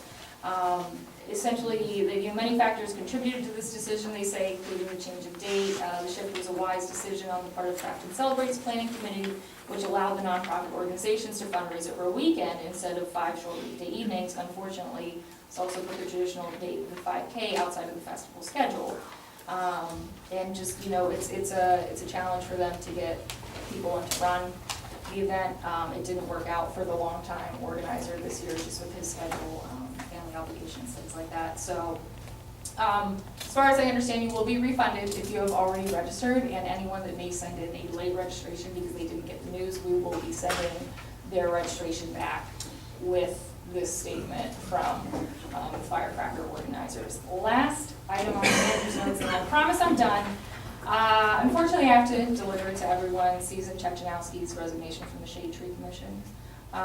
There is a official resignation letter that if it's not uploaded to your council drive, it will be uploaded shortly tomorrow. But essentially, she just felt that she had a lot on her plate, and of course, she is our code enforcement officer working about 30 hours a week for the borough, and it was just kind of tough to juggle both positions. So she felt that she would best serve as a code enforcement officer solely at this time. So that seat will be available for the Shade Tree Commission. Any questions on anything, I'm happy to answer, but that's all that I have to report tonight. Thank you. All right, we'll move forward with the business agenda. Under administration, motion to adopt ordinance number 1658, amending chapter 214 of the Crafton Borough Code of Ordinances, Vehicles and Traffic to establish stop at intersections and prohibit parking at certain locations. So moved. Second. Discussion? Yes, I think that it's too encompassing by having, I think it's all right about the stopping for the Clearview and the Harrison Avenue. I have to agree with the non-parking there at the corner of Crennel and Broadhead. Personally, I feel that there should be a no right-hand turn sign up there. Living across the street from it, I can watch it all the time. You come way out and around, even if the cars aren't parked there. But on West Crafton Avenue, we would have 18-wheelers coming up there for years. And we had cars parking there on the right-hand side, and we didn't have problems. So for the short amount of time for the church to be there, I feel that we could open West Crafton Avenue for the church. And that's all I have to say in my discussion. So I feel that it has to be broken down a little further. Okay, we need a little more, so we need a little more, Tweaking of the ordinance. so to address the parking for. West West Crafton Crafton. Avenue. Yeah, go ahead. everything combined there, the three different issues. The thing on Johnson Street, the lady has a good point about perhaps we should make Johnson, or we should look at making Johnson Street one-way. Yeah. For the one-side parking. And because there are three different issues, I think there should be three different ordinances. To mix them in like that, I don't think it's any good. The West Crafton issue, people have been parking there for 100 years. And I don't ever recall an accident being there. And it's gonna bring up other issues. It's gonna bring up the issue of people parking on West Crafton Avenue on the sidewalk, on the side of the street that they're not supposed to be parked on, the other part of West Crafton Avenue. It's gonna bring other issues up. And the stop sign issue, I think it's a good idea. I think it's a great idea for, Harris and Clearview. But I think they should be separate issues. So for that, I would ask for a motion to table this until they get separated and we have more time to talk about, maybe the police chief could do a study about Johnson Street and the idea of the one-way. I think it's a great idea, one-way street. If I can just add a little bit of clarification, because I understand why you're asking, for why they're bundled or split. So this was something that, gosh, I don't know, if I had to guess, it might be around March, that the issues were kind of all brought up together, and at that time, we had discussed telling the solicitor to go ahead and bundle them because there was no major objection in that discussion. Now, of course, that might have been, just something that people that are concerned now didn't foresee. I mean, that's, not binding by any means, but we asked the solicitor to do that just to help reduce the advertising and, the legal costs. Because at that time, there was not a particular objection to any of them. Regarding the Johnston Street one-way question, that's definitely something that we could explore with the traffic study and through, passing another ordinance. It's not like just because we bundled these now, that's, the end of that. But just because these are all amendments occurring in the same chapter, that was why we had asked him to go ahead and prepare them that way. This was like part of when we were also talking about East Crafton being one-way and the angle parking, and the traffic study with the engineers ended up not, panning out for that one. So that one was pulled, but these were still all. Well, I'd just like to bundled as intended. make a motion to table it so that we have more time to talk it over and do the study. I haven't seen the chief's study on the West Crafton Avenue thing, but, motion's on the floor, I guess. Yeah, hey, Fred DeVille, honest with the width of the street, following PennDOT specifications, same with Johnston Street, doesn't permit parking on both sides. On Johnston, that doesn't permit parking on West Crafton. You can make a special exception on both sides, you mean? Right, either side. Width of the street doesn't, according to PennDOT specs, doesn't permit parking on either side. Johnston Street doesn't permit parking on both sides of the street. That's what the chief, we measured it. So that's how the decision was made. I see. PennDOT specs as far as parking. Can Yeah. speak? As RJ said, this is all stuff that we have discussed before, and it has been advertised for some time, and as you pointed out, the original request from the mayor had to do with the turning radius for The fire trials for Johnston. So, at the same time, maybe, I thought that what we were talking about with regard to West Crafton was specifically at service times. I'm not aware that we have parking at other times. We don't. And we've had, There's parking we've at had other times. residents who have come that talked about, particularly if I recall correctly, coming up from Broadhead and how difficult it is. If we're not, if there are not sufficient votes to pass the ordinance as is, I would be more than happy to try and give our solicitor a call. But I think that would require. We have a motion to table, actually, and I should not have spoken, I'm sorry. So, theoretically, we should be speaking for or against the motion, and no, The motion to table, the motion to table. right, It and was if I never seconded. recall Is there a second? correctly, when there's a motion to That's table, the motion, do we There has to have be a to have second. permission If you from? do the second, there has to be a second. There has to be a second. Yeah, you need a second, it's not something you can debate, it's not something you can amend, and you just need a simple majority to pass it. So for our motion, for the table, Do something. needs to be a second. Just we hear So is there a second? Second. All right, roll call vote. Oh, sorry, let me just, gotta fix my To motion table. sheet here, This- sorry. This is a roll call vote to table. To table. Just to table it. Okay. All right, Mr. Amendola, Yes. Mr. Kraus, No. Ms. Perry, Yes. Ms. Glasser, Yes. Ms. Damitz. No. Mr. Rosario, No. Mr. Lavasser. Yes.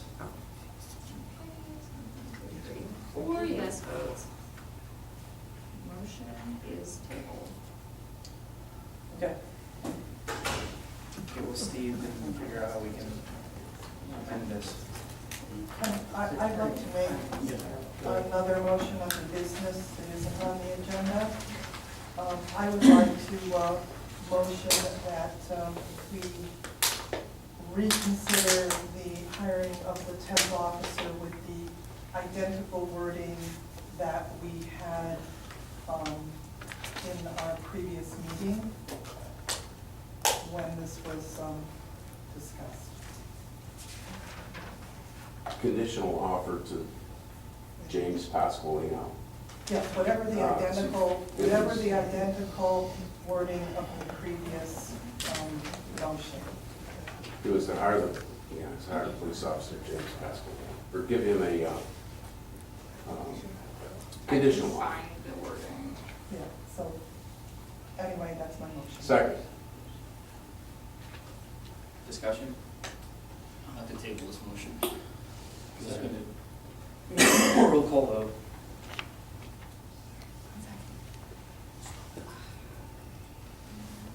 All right, Mr. Amendola, To The table. vote to Table. table the motion Yeah. is no. Mr. Kraus, Yes. Ms. Perry, No. Ms. Glosser, This is to to Table. table the Motion. hiring motion. table. We don't want to table Right. it. We want to vote now.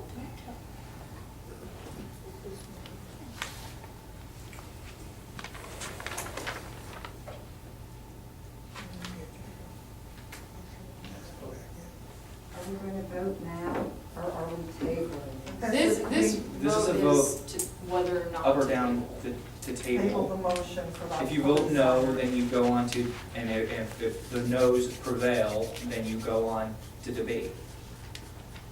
If you vote yes, then you're voting to table the motion and get it out of discussion. No. Ms. Damitz, Yes. Mr. Rosario, Yes. Mr. Lavasser, No. and looks like the noes have it 4-3. All right, so back to discussion. Questions, concerns with the motion on the floor? I thought that we went over everything already. The advice of our solicitor to, That was executive session. advice of our solicitor? Yes, Yes. it had to do with It's personnel. a personnel matter that we're not discussing out here. Suffice it to say, as discussed in a previous council meeting, certain viewpoints on the floor at the time advocated on behalf of letting police negotiations take their course. To Marcia's point, I believe that she's trying to advocate that point yet again. Since we are in the process of negotiating with the police union, I believe we should let that play out regardless if we get a 10th officer out of it or not. That's, remains to be seen. We should let that process continue on in good faith, negotiate with the union in good faith, and not interfere. And that's my point. Thank you. Can I have Yep. the floor for a moment? I believe these are two separate issues. That yes, we do have a negotiation with the police department, but that the issue of needing an additional officer is separate from that issue. And as I spoke in quite detail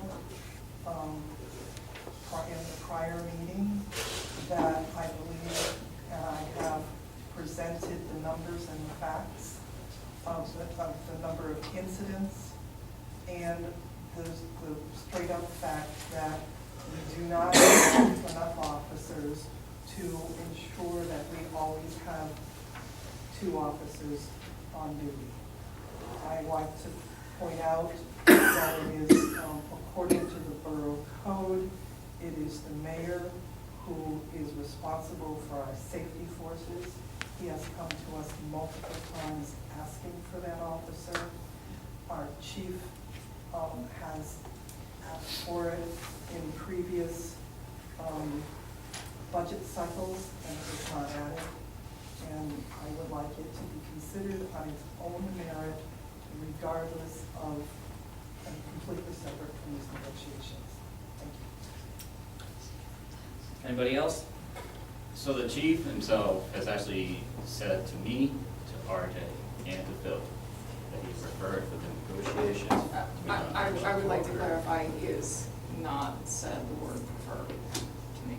Okay, well, that was mentioned in passing, maybe to you, that there was something though that he would. And I talked to him about that also, and he denies ever saying to you guys to wait for negotiations. So if you want to get into that whole big discussion again, we'll do it. But he denies saying that, for the record. Okay, that may be what he said though, what he And at says the to end me, of that's this what he said to me. Can I speak for a moment? Go ahead. Yes. I want to reiterate that it is the mayor's prerogative and the mayor's job to make these recommendations. And our talking to the chief is going around the mayor and his responsibilities to this council and to this community.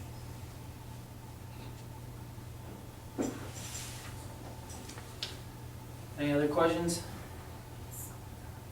Fred, Oh, I don't have any questions. any words of support? Oh. Yeah, I mean, we need the guy and he's ready to go, and we talked about it in October. We put it in our budget, and I think we should go forward with it. Okay. I move for a vote. You gotta ask Is the it call public. a vote? We have to have a public comment since it's not. I'm sorry. Okay. Yep. Public comment, please. Mr. Ayler?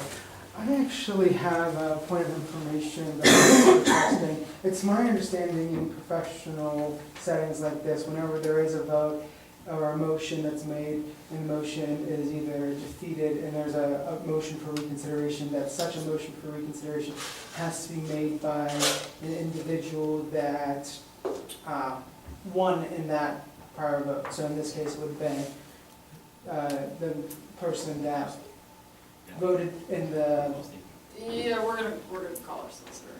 okay. That's probably the best way to do this. Thank you. Oh, you didn't make it. No, I don't want to FaceTime him when he's sick though, that's for sure.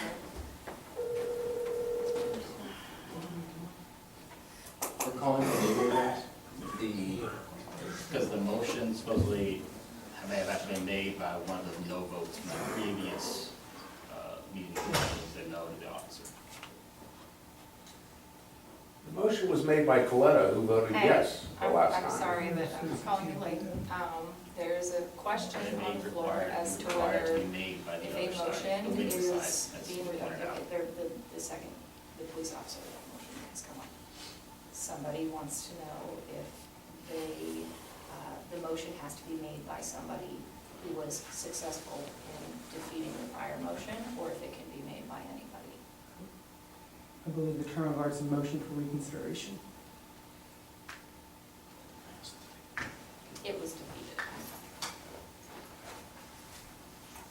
Anybody can make comment. Okay. Okay, thank you very much. Sorry to bother you. Have a good night. That's right. Any public comment, or any additional public comment? I'd really like to stand up, but I can't. As a business owner, I've talked to about half the businesses down the shopping center, the ones over by my beer distributor in Crafton, the ones over at Woolworths and stuff. We're all for it. You know, business owners want another cop. You know, that's cut and dry. And you could walk down to any place down there, they're gonna say yes. And I've talked to a good chunk of them. We all want another cop. I'm sorry, can I just get your name and address? Pat Shaw, my office is 57 Noble Avenue. Ah. Yeah, that's where he hides all the time.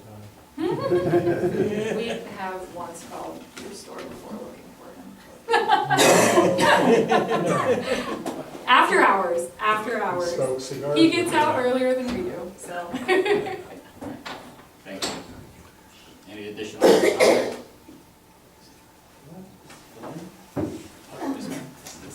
Again, I apologize for not being informed. But let me say this. I think over the last few years, and I've been here almost 26, I've kind of noticed, let's see how I can say this. I've sort of noticed some people on the street who appear to me to have some problems, and I can't say for sure, but the way they're kind of slouching around and just their behavior, I question the behavior. Is it related to something that's inappropriate that they might be doing? So I've only noticed this, I'm going to say within the last couple of years. So again, I come here for the first time feeling so stupid. So I don't know what the previous conversation was. I don't know if another police officer is affordable. It just seems for the upkeep of the community, for the safety, for the children, for the homeowners. If it's affordable, why not? I guess I'm just not aware of the conversation and why there's even an opposition. Thank you.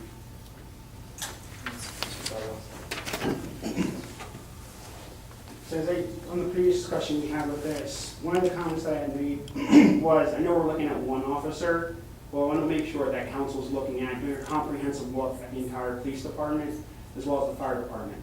If we need one officer, we need one officer. If we need two, we need three. I want to make sure, and I want to hear from council that, you know, we're considering that we do, if we have enough or we don't have enough, and to make it a comprehensive proposal, not necessarily one officer, hey, we might need two or three, or hey, our guys need better equipment. So I want to make sure council's taking an overhaul look that our current officers, because they put their lives on the line, that they're being taken care of as well, and that we're considering if we add any additional officers, that we're adding the correct amount. Because we have to also weigh the balance of costs as well too. And not just our police department, but our fire department's taken care of as well too. Thank you. Any other additional citizen comments? Just one thing real quick, I think an additional officer takes a load off the existing officers. I mean, because when you have cops working double shifts or whatever, then that other officer is gonna provide somebody with a relief, so they're not working too much overtime. I think it's something, you have to look at the officers also, the existing 7 that you're trying to support with this other officer, the help that he would bring, or she. Thank you. All right. I have a question for RJ, Mr. President, if I could. So in light of, those of you who aren't aware, Yesterday, members of council went to the fire department and met with the fire chief in regards to the situation there with their fire trucks. And some tough questions that we're gonna have to address coming down the pike and the costs contained therein.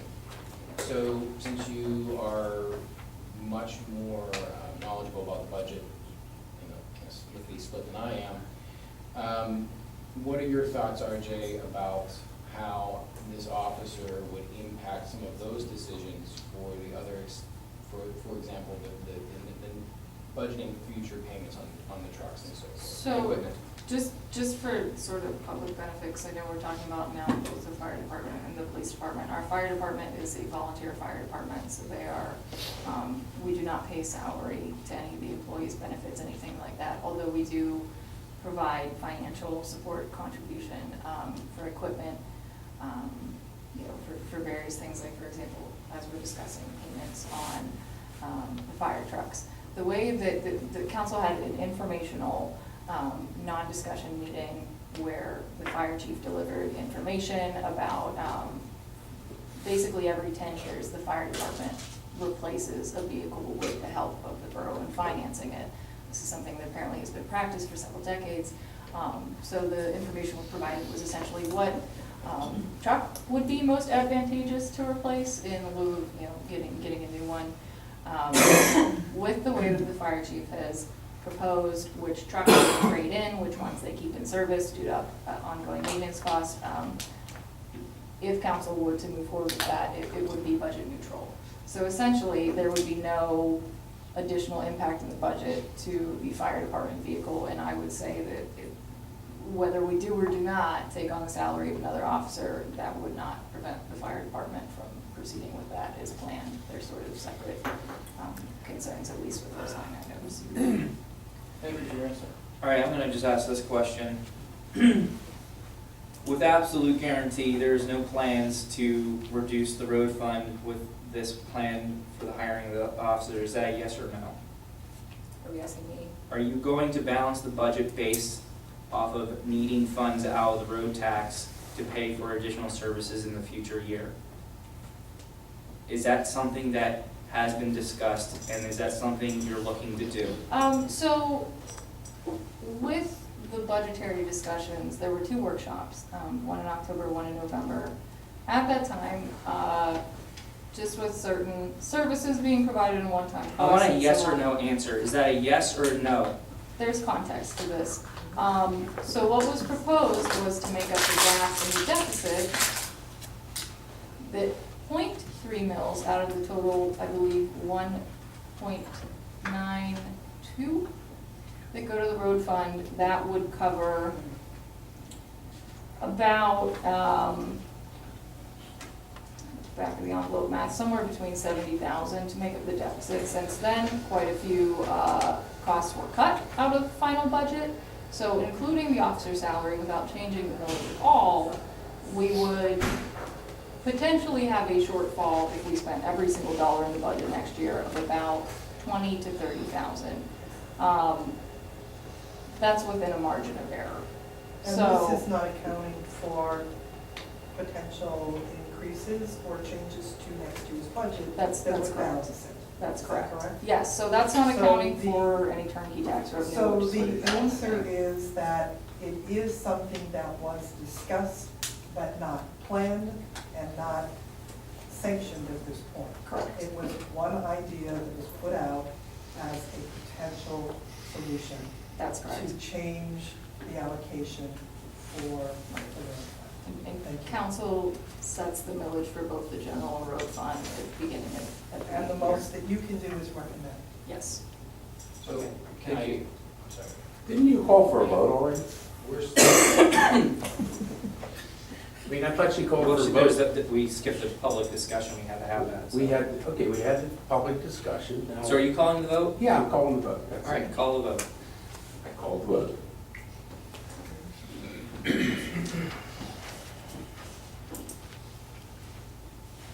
Oh, sorry.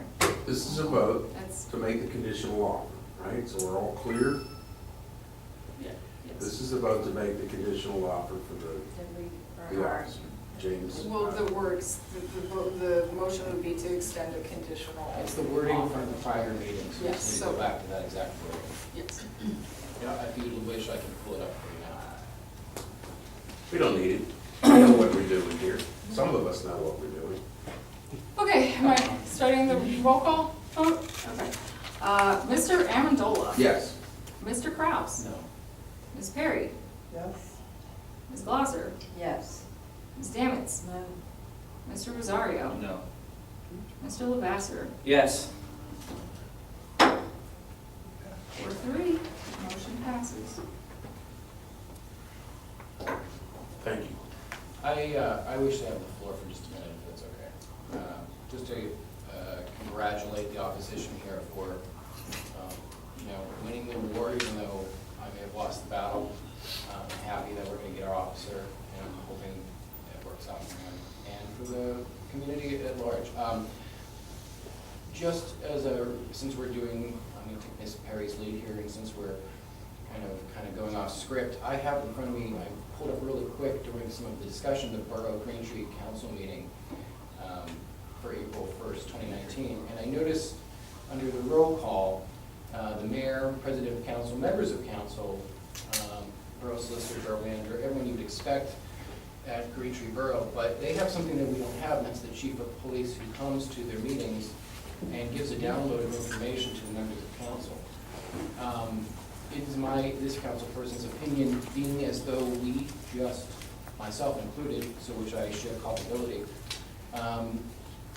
used kind of a he said, she said with the police chief in the middle when the gentleman in question is not here to give his take on the events that transpired, I think is a little unfair. And I think that most council people could at least consider the idea that it might be a good idea to bring a kind of a leader or pillar in the community, such as the police chief, to council meetings to, maybe give a rundown of information so that we could be properly informed and have a better understanding of, what the needs of the police department are and how we better meet them as the body that controls the purse strings. So I'm gonna go a little off the cuff here, if I may continue, and ask this body to consider a motion to have Chief Mark Sumter present at the first meeting of each month, to give a police report in tandem with the mayor and answer any questions that we might have, and then we'll let him go. That part doesn't have to be the motion. So is that the motion? That's the motion. I'll second. Thank you. Discussion? Roll call. As I, Go ahead. as I have said clearly, according to the state borough code, the mayor is the head of the safety force. Get it? I would ask that we have the mayor weigh in on this. The time, place, and manner is at my call. The chief of police will not report to monthly council meetings. If anybody, member of council, has an issue that they need to discuss in public with the mayor, they'll come to me, we'll discuss that item, and if I feel it's necessary, I will have the chief sitting in here. He spends enough time in this working that, I'll take care of the council meetings. If you need something, let me know. If it's viable, we'll get him here for that item. Now, as far as that issue about the discussion of whether or not that he had made the statement about the negotiations, the answer is no. I talked to him, okay? No, Believe it. All right. If I may. No, hold on. Yeah, it's been voted on, it's done, It's, you know. right. Let's move on. You want to talk about something else? Pick another No, night. I'll talk to you about it. 9 o'clock. So I just want to Quarter say, Mayor, with all due respect, there were conversations had with the chief of police. I respect you and the chief of police. I'm not going to make accusations. I would appreciate that if you would honor my integrity as I do. I honor yours. I do. And I would not put words in the chief's mouth. I just want to make sure that's very clear to the community. And, you know, you made your point very I clearly. think you and the mayor and the But- chief but should I- sit down and talk about that. Right. You and the mayor and the chief, Right. that's all. We don't need to So- discuss so- that. Can I just finish what You I'm and the saying? mayor. Please? Can I just finish what I'm saying? So with that being said, you know, the mayor and I will sit down with the chief, but with regards to your request right now,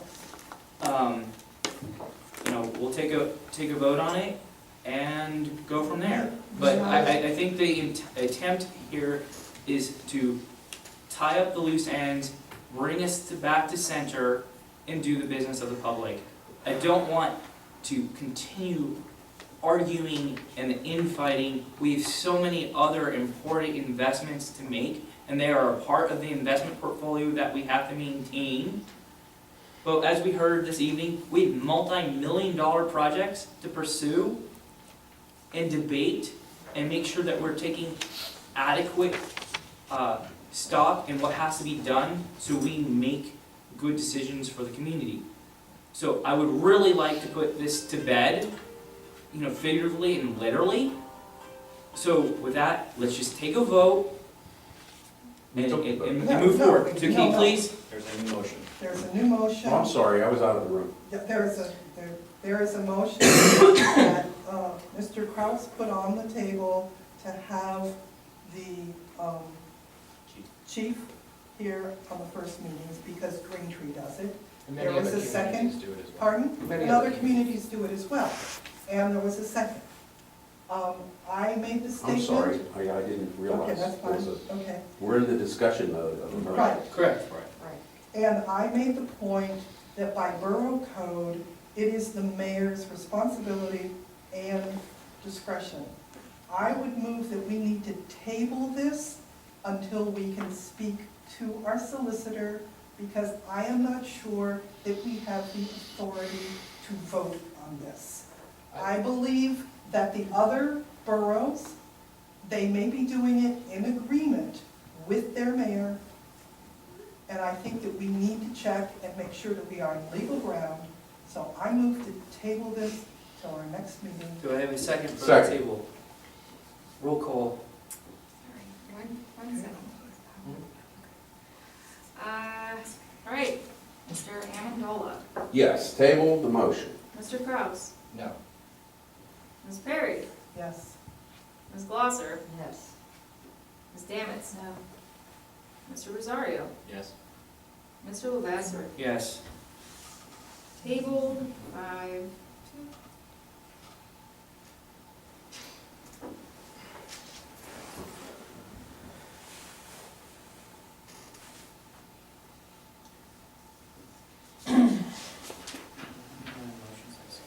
We have other motions. The sewer contracts. Right.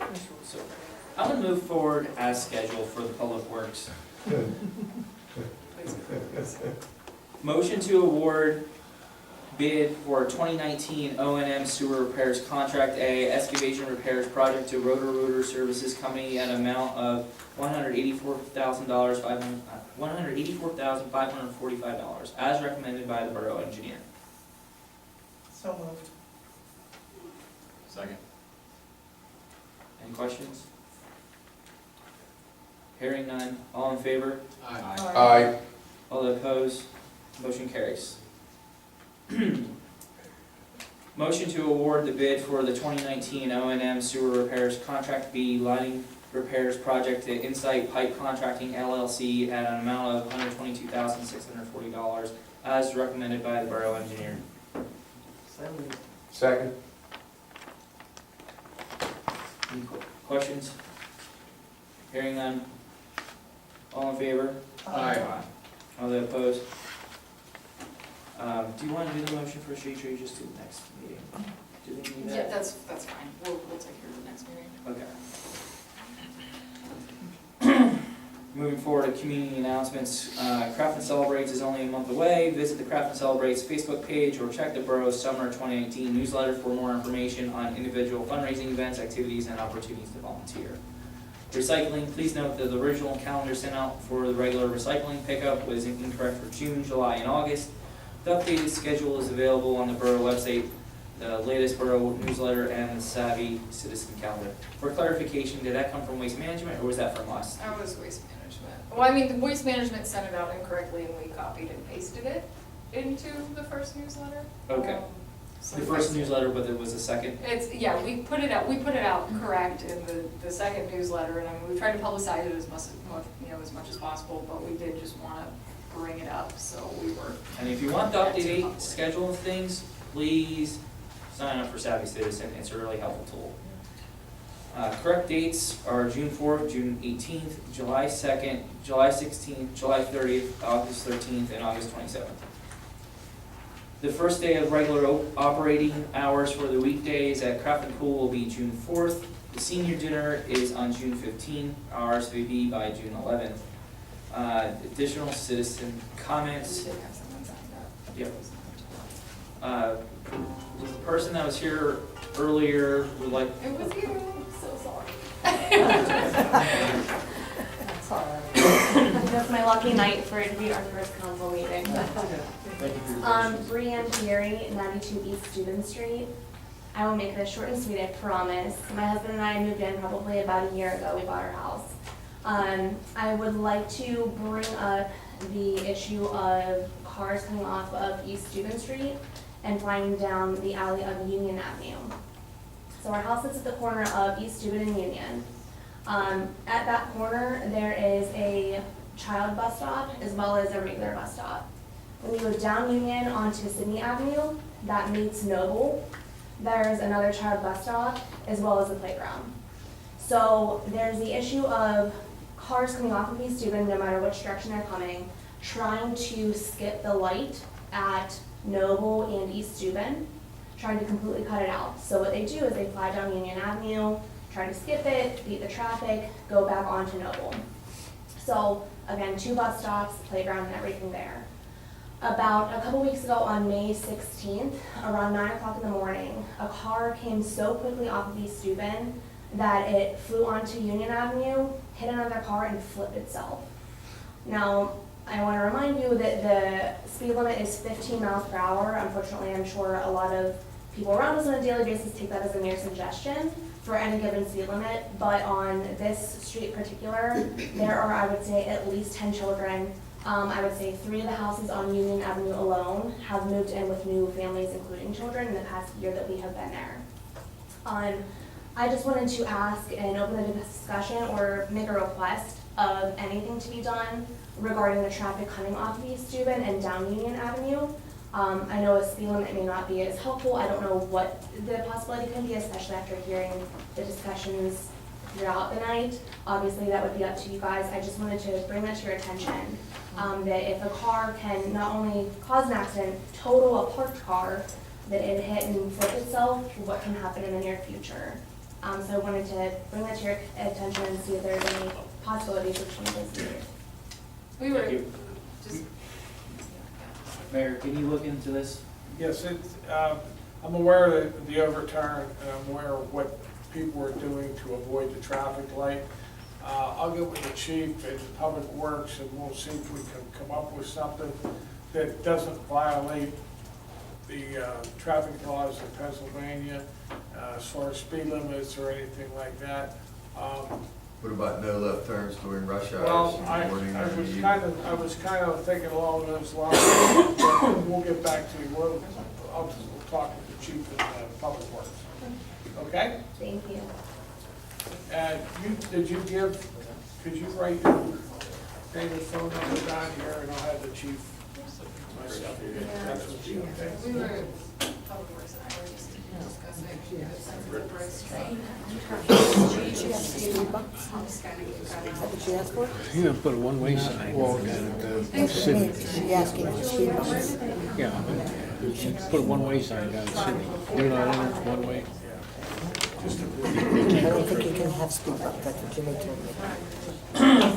Who knows with this council, who knows? Because I wanted to. All right. Is there anybody else in the public who would like to come forward as a citizen?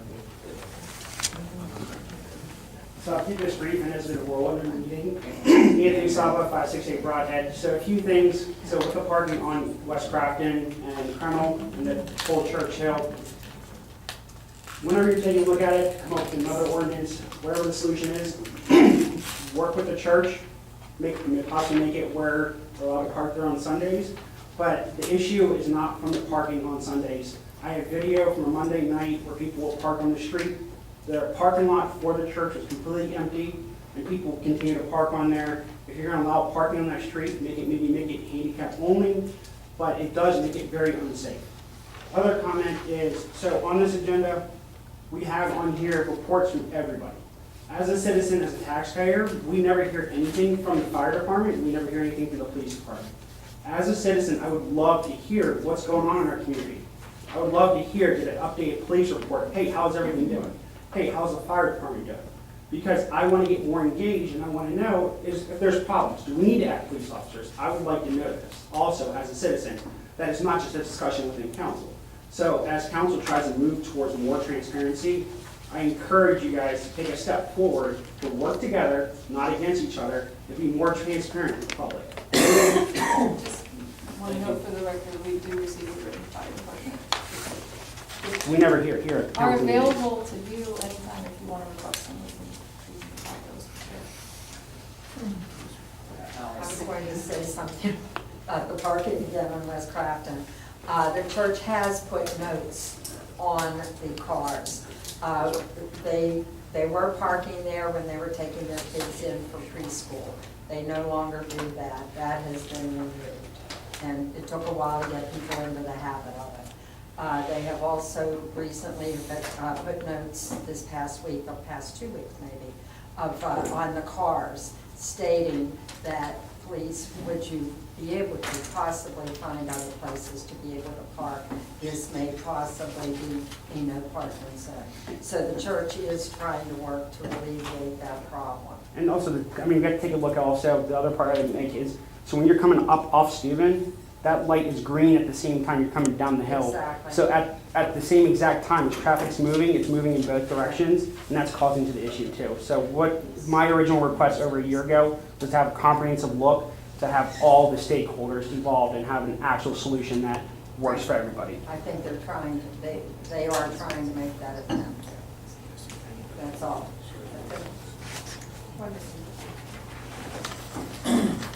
Okay. Seeing no additional citizen comments, next act is to adjourn. Is there anything else council would like to say? Don't say a word. You guys are all spent. Well, as everyone on council is aware, today is my last meeting on council. I am resigning as a council member because I'm heading out of Crafton. But I do want to thank everybody for giving me the opportunity to be up here and for the respect that most of you have shown to me. And thank you for the constituents for having me here. I'm sorry I could not go for the full term, but things happen. And I wish the best for everyone, best of luck. And thank you again for everyone. Thank you.